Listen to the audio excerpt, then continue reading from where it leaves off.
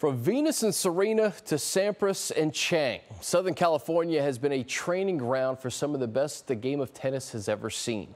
Could 10-year-old Ethan Kim be next? I recently caught up with the young talent whose potential is Grand Slam worthy.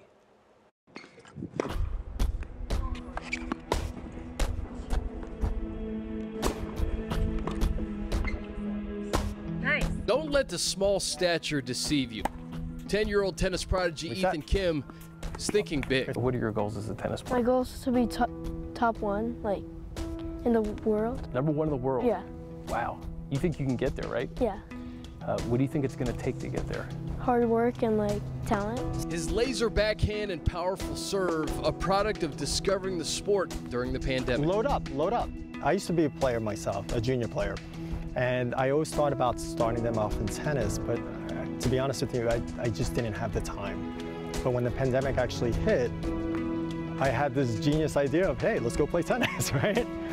When did you realize that he legit was going to be one of the best 10-year-olds on the planet?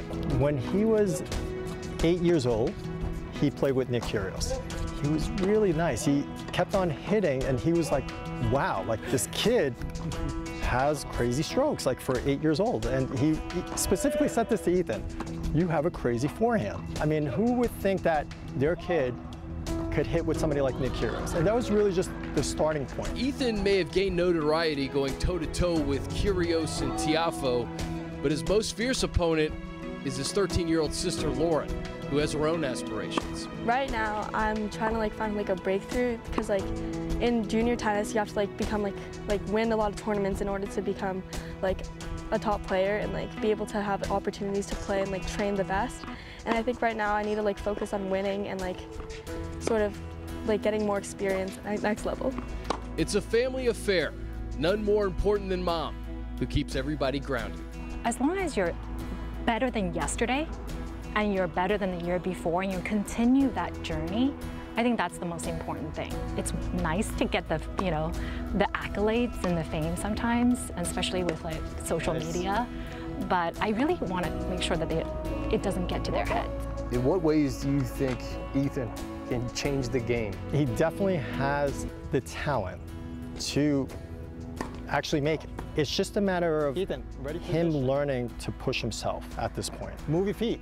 And I do understand, yes, he's 10 years old and he is a kid, but I also understand that you can't say at the age of 16, 17 that you want to do it at that point, and it might just be too late. When I watch him, it's his intelligence on the court.